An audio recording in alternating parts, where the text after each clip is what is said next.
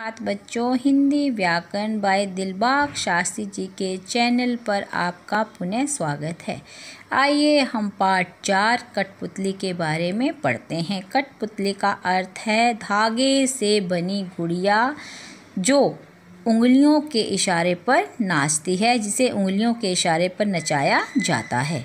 इस कविता का सारांश इस प्रकार है। सदियों से धागे में बंधी कठपुतली दूसरों के इशारे पर नाचती है और उसे क्रोध आ जाता है। वह इन सब धागों को तोड़कर आज़ाद होना चाहती है, अपने पैरों पर खड़ी होना चाहती है। उसकी बात सुनकर अन्य कठपुतलियाँ भी आज़ाद होने के लिए बेचैन हो जाती हैं। सबके मन में अपनी मर्जी के अनुसार काम करने की इच्छा जागृत होती है। सब विद्रोह के लिए तैयार हो जाती हैं। अपनी बात का यह परिणाम देखकर पहली कठपुतली कुछ सोच में पड़ जाती है।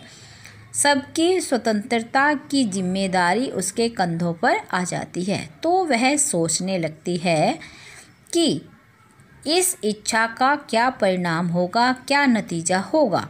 क्या वह अपनी स्वतंत्रता को संभाल पाएगी? अर्थात मनुष्य उसके धागों को खोल देगा तो वह नीचे गिर जाएगी, उसका अस्तित्व समाप्त हो जाएगा।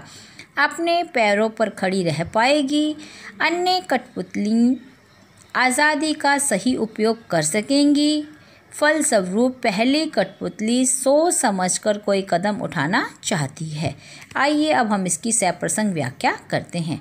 प्रस्तुत पंक्तियाँ हमारी हिंदी की पाठ्य पुस्तक बसंत भाग 2 में संकलित कठपुतली नामक कविता से ली गई हैं। इसके रचयिता भवानी प्रसाद मिश्र जी हैं। वे कठपुतलियों की भावनाओं के बारे में बता रहे हैं।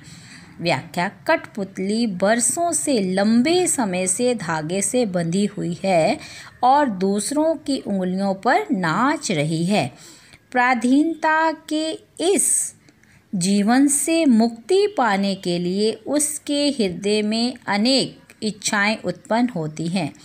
वह सोचकर क्रोधित हो उठती है कि इन धागों ने उसे लंबे समय तक क्यों जकड़ रखा है, क्यों बांध रखा है। इन सब धागों को छोड़ दो। वह भी आत्मनिर्भर होना चाहती है, उसे अपने पैरों पर खड़ा होना चाहती है। अब वह किसी के इशारे पर चलना नहीं चाहती। वह अपनी इच्छा से काम करना चाहती है कि वह आत्मनिर्भर बनना चाहती है। सुनकर बोली और उपयुक्त पद्यांश हमारी हिंदी की पाठ्य पुस्तक बसंत भाग 2 में संकलित कठपुतली नामक कविता से लिया गया है। इसके कवि भवानी प्रसाद मिश्र जी हैं। वे कठपुतलियों की भावनाओं को प्रकट करते हुए कहते हैं कि पहली कठपुतली की बात सुनकर दूसरी कठपुतलियों के मन में भी आज़ाद होने की इच्छा जागने लगती है। वे भी उसकी बात में हाँ मिलाती हैं और कहती हैं कि सचमुच बहुत दिन हो गए हैं, हम अपने मन की इच्छाओं को पूरा नहीं कर सकी। अपनी मर्जी से काम करने का हमें अवसर नहीं मिला है। अतः कठपुतलियाँ विद्रोह के लिए तैयार हो जाती हैं। तीसरा, मगर पहली कठपुतली सोचने लगी कि पहली कठपुतली की बात सुनकर सभी कठपुतलियाँ आज़ाद होने के लिए तो तैयार हो जाती हैं।